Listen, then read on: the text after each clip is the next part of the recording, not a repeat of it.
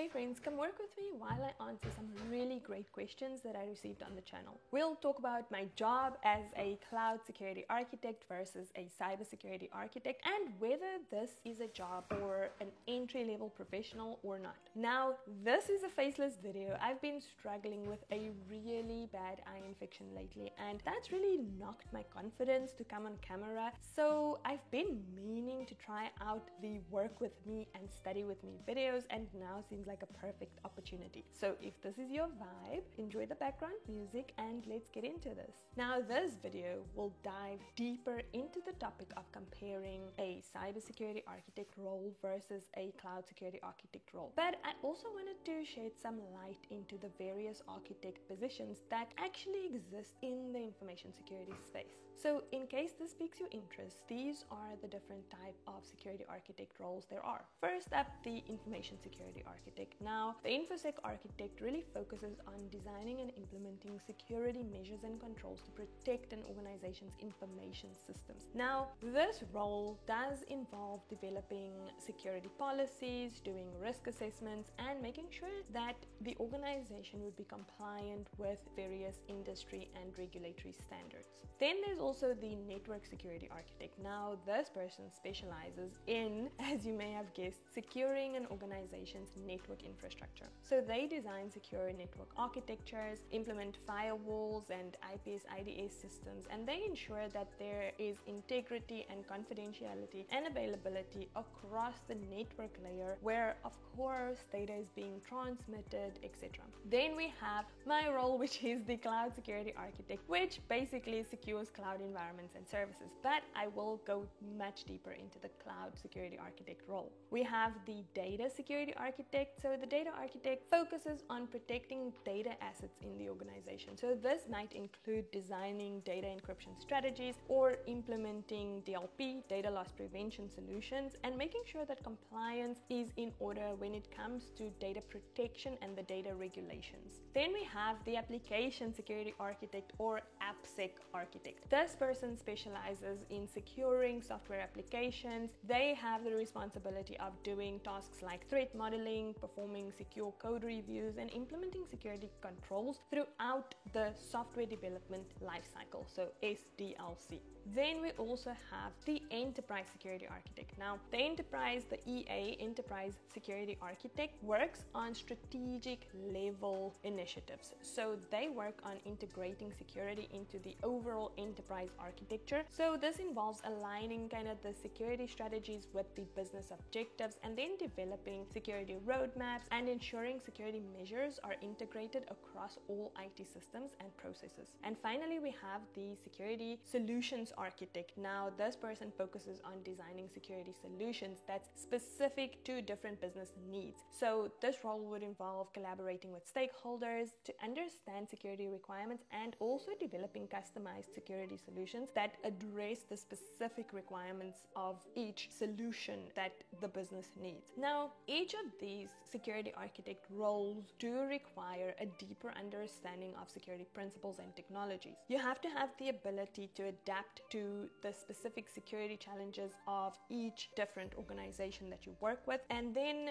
from a security architect perspective, you must also be able to have strong analytical and problem-solving skills, and you must be able to operate in the context of ambiguity. So as a security architect, you never really know what you're going to be faced with. You are always thrown with these kind of different challenges, and that's just how it is. So from that perspective, you also have to have good communication skills to communicate effectively with both technical and non-technical stakeholders. This could be non-security knowledgeable stakeholders, or it could be business stakeholders for that matter, but you have to have the right communication skills and aptitude to be able to field those conversations. All right, now on to the first question here. So what does a cybersecurity architect do? Now, I am a cloud security architect, so my focus is slightly different to a cybersecurity architect, so I thought we should break these two down. But essentially, all architects have have the same goal in mind, and this is to protect the organizational assets from cybercrime. First, a cybersecurity architect. So this is a senior level professional. They are responsible for designing and implementing the security systems that protect an organization's IT network and data.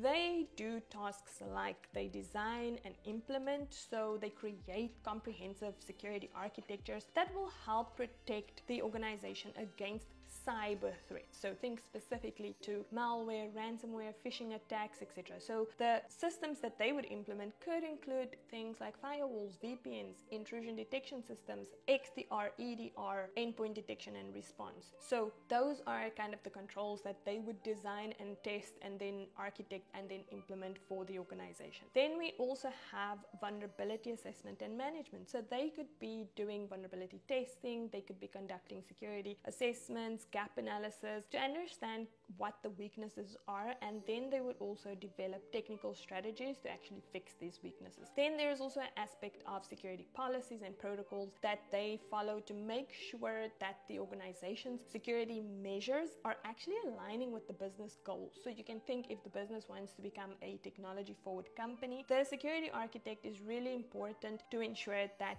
they design security measures that actually reach the business goals to move into a more technology forward space, whether this be cloud, whether this be specific business related applications, whether they are going to have different regulatory requirements. This is kind of what the security architect or cybersecurity architect also looks at when they look at security controls and solutions. And then of course we already spoke about the ability to communicate. This is so important for an architect because it's the link between technical stakeholders, the business, you yourself are technical, so you have to kind of have a different mindset when you are communicating with different stakeholders. And then there is also kind of continuous monitoring of what's going on in your area of expertise, and then you have to stay ahead, right? So a security architect is someone that always has to be on top of what's happening in the security landscape, staying ahead of what the new controls are based on the newest and emerging threats. We never can get behind. We always have to be up to date because it is our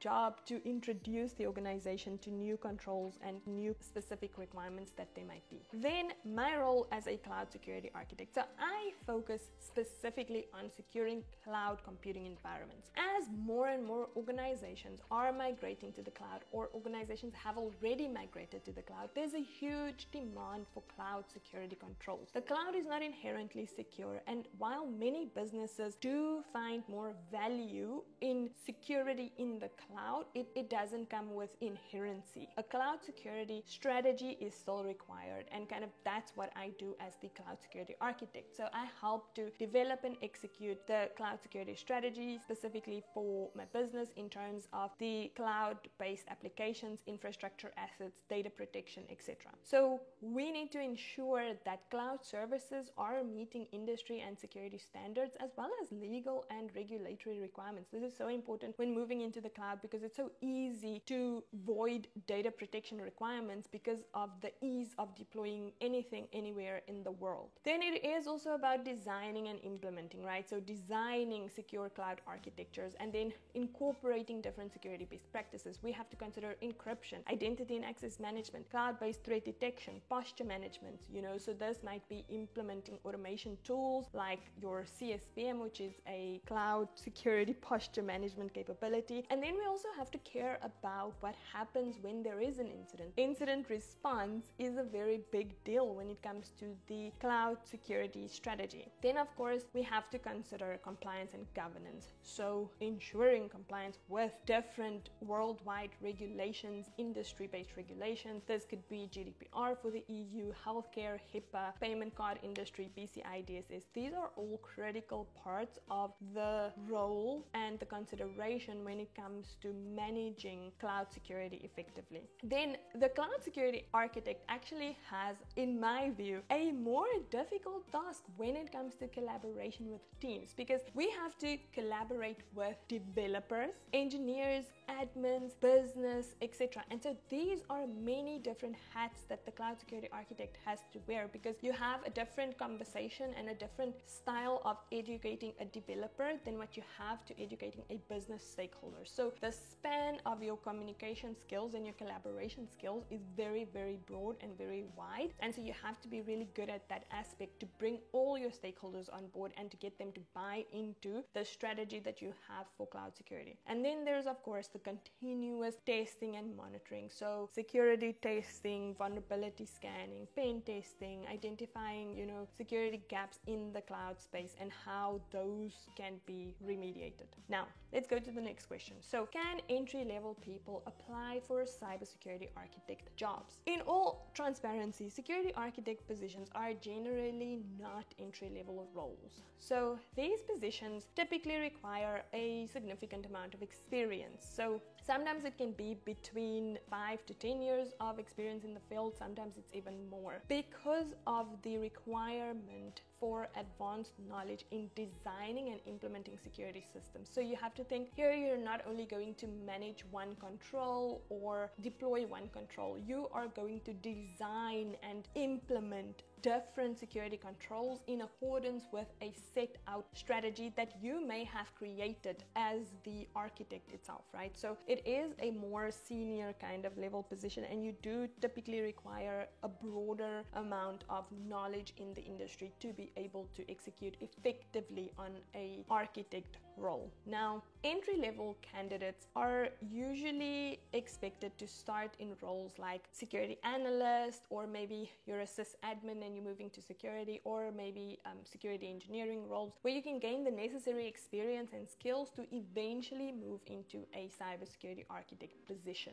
And then at the time of moving into an architect role, I think you typically have to have loads of education and experience, and generally higher levels of certification, like maybe your CISSP, or you've already done your CISM, CISM by ISACA, or maybe you have some architecture credentials like your CISP architecture specialization, or credentials like something like SAPSA or anything along those lines. So with that, let's talk about this question. What is the educational requirement for a security architect? Now, a cybersecurity architect and a cloud security architect may have slight variances in the educational requirements. So for the first time, I'm going to put the pre-notion here that if you have a degree, this is always going to be beneficial. A lot of positions do prefer degrees or a lot of organizations rather do prefer degrees in this space. But if you don't have a degree, there's not a blocker, but it can generally help you in a position like this. Then the first certification that's on the list a lot of times for the cybersecurity architect especially is the CISSP. This is often kind of the gold standard for security professionals that are elevating their careers because of the broad range of topics and the highly valued and respected credential that this is. Then also you might have a focus on some of the ethical hacking aspects. So in this case, the OSCP would be a great one. It's often required for cybersecurity architects because it just validates that you have kind of that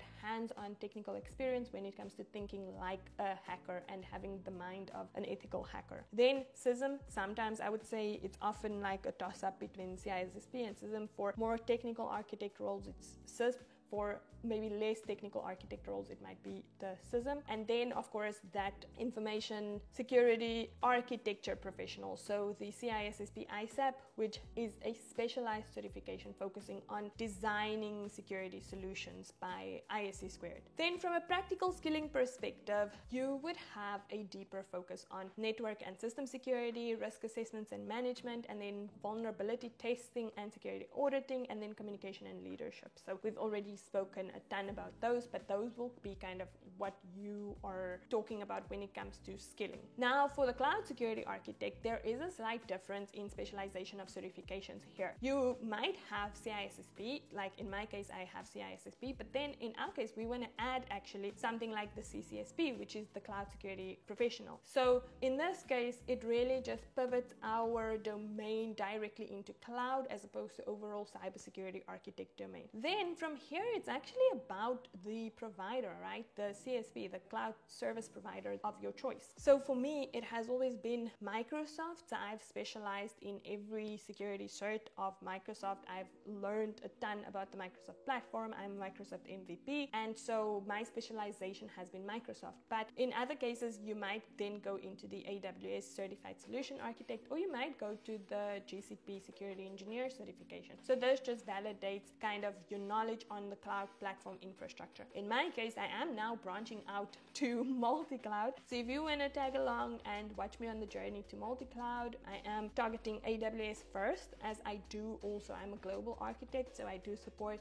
these technologies in my daily role, and so I'm branching out from a knowledge perspective. So stay tuned for that journey. Then from a practical skilling perspective, you need to have a deep understanding of your CSP platform, right? So whether it is AWS, Google, Azure, you need to have a deep understanding of the security services, functionalities, technology, architecture, etc. Then also infrastructure as code is so important. So proficiency with tools like Terraform, Bicep, you know, the different kind of infrastructure as code, deployments, cloud formation, etc. Because from a cloud-based perspective, we are automating infrastructure provisioning into the cloud, right? So it's about going from code to cloud, really. Like nobody is logging onto a cloud platform and then kind of clicking to deploy their resources and their services. This is all about infrastructure as code, and we're deploying from GitHub or ADO, Azure DevOps, with pipelines. That's how we're running the deployment. So cloud formation, Bicep, those things, you have to be proficient and knowledgeable in that. Then it is about knowledge of identity and access management, encryption, application security, etc. IAM in